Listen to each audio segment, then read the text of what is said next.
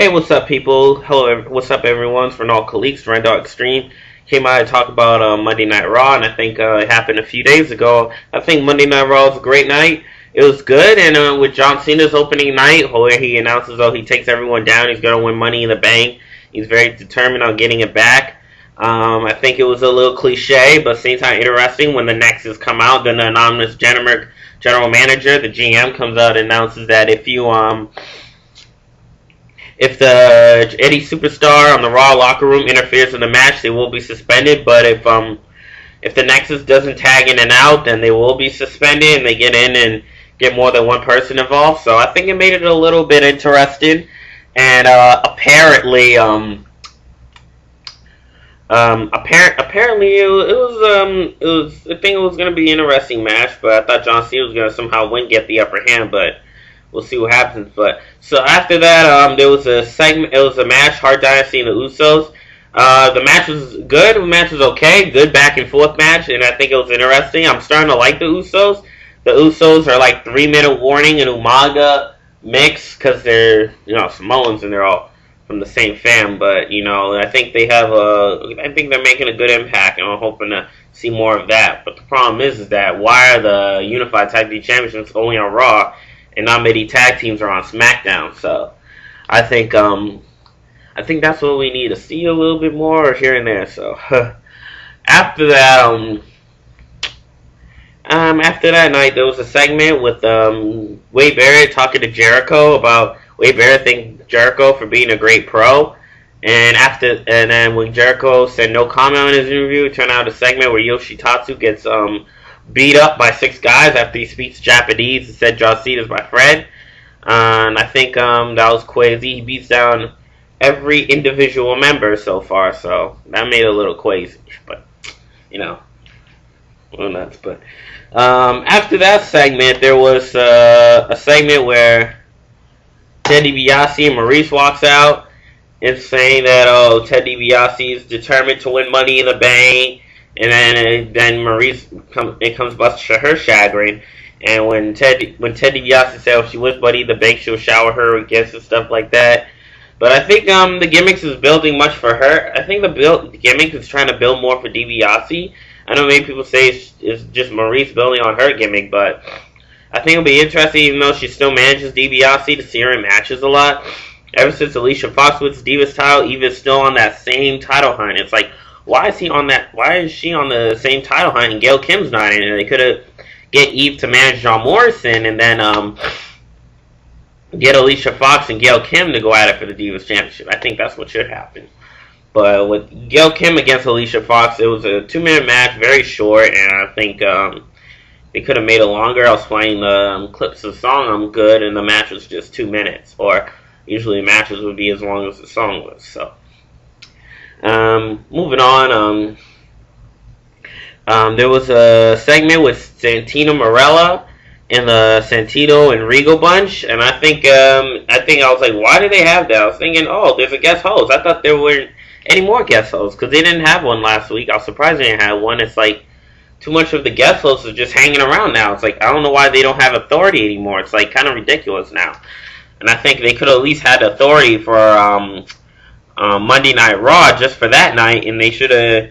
I think the booking power is going well, but it's like too many fans are complaining about guest hosts. It's like, how can they get so emotional about guest hosts? It's like, what's the big deal about just having the guest host book only Monday Night Raw? But the only problem they should have is they shouldn't have booking power over pay-per-view events. That's where the GM gets more involved, or they get more involved with mostly just the main event, and then the guest host can get more booking matches like halfway through the night. That's what I think. But I don't know what guest hosts do now. It's like they just been hanging around now, and I think it's a little bit much to my chagrin, but still a good match with the Santino bunch and Regal bunch, and I think the match turned out good. It was okay, and match was good and a little bit more entertaining, but I think it was weird how Santino tried to kiss her backstage, and they had a segment with the Regal and Santino bunch. It ended up with Regal getting slapped. That was so hilarious.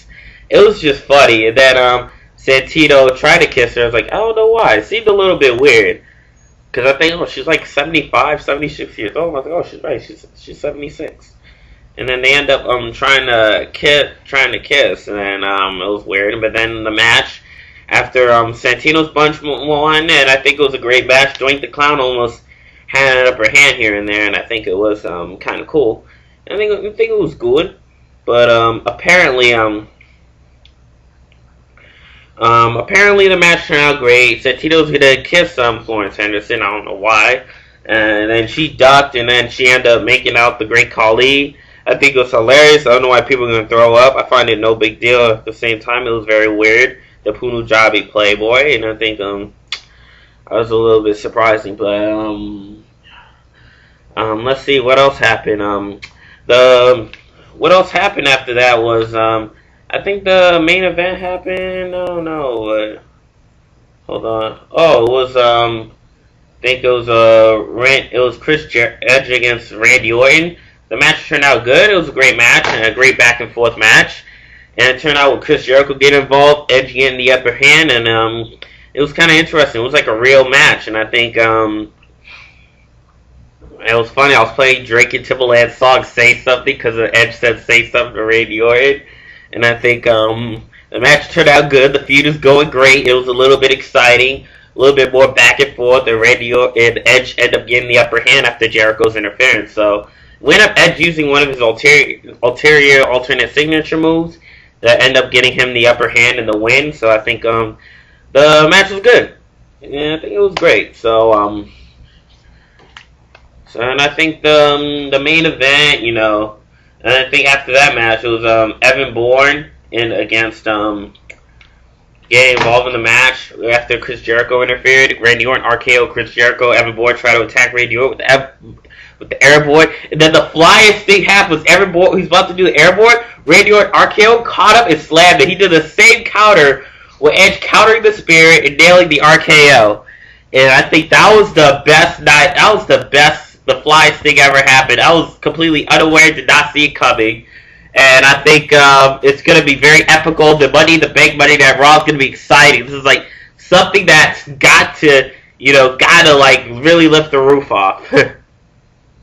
And then there comes the Mark Henry and The Miz as I was like, why is Mark Henry the replacement in the Money in the Bank? It's like they could have got someone else. I don't know why Santino's not in the Money in the Bank, or Zack Ryder. Well, not really Zack Ryder, but I think Vladimir Kozlov, the Great Khali, could have been there. But why Mark Henry, the world's strongest man? Mark Henry ends up getting brutally beaten by The Miz from the night before. The Miz gets his revenge on Alex Riley instead of The Miz, but it was a great Rookie Pro Tag Team match. And then after that, was the main event with NXT. And the NXT rookies, the Nexus faces John Cena in the 6-on-1 match, which ends up the Nexus at the end. Eventually, they got the upper hand after Skip Sheffield's clothesline. And on top of that, Wade Barrett's finishing move, but John Cena got the upper hand, jumping down on 6 guys. And I think the beginning was great, but I was a little surprised the Nexus was able to win, and they're able to pull out the victory. And I think they got tragically beat down. I think it was a physical, critical beatdown, not the verbal, critical beatdown. And with The Miz and Mark Henry, the match was okay. And I think I was surprised to see The Miz has developed more anger and more personality. When I played the SmackDown vs. Raw 2010 game, he's like this whole cool chick magnet.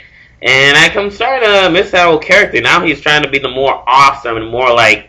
Now his character's like more focused on just striving to be champion and trying to be the best instead of trying to score women. And he does very okay in his matches, but he gets he's kind of like jobbing halfway. But now they're trying to build on him. He might be a future main eventer someday. I don't know if he'll turn face. He's doing very good as a heel, and I think he's making a great view as a heel. So I think that was a great night. Monday Night Raw went okay, went good, even though there were other beatdowns. Like Evan Bourne got beat down by Justin Gabriel. That was just tragic after Sheamus tries to use them to send a message on how, you're not be champion or whatever, something like that. But, I think it was interesting, and I think the Nexus are really saving Monday Night Raw from being a predictable, boring night to something very different. And I think they should try. I don't know what they're going to do with season 2, but it'll be a great trip.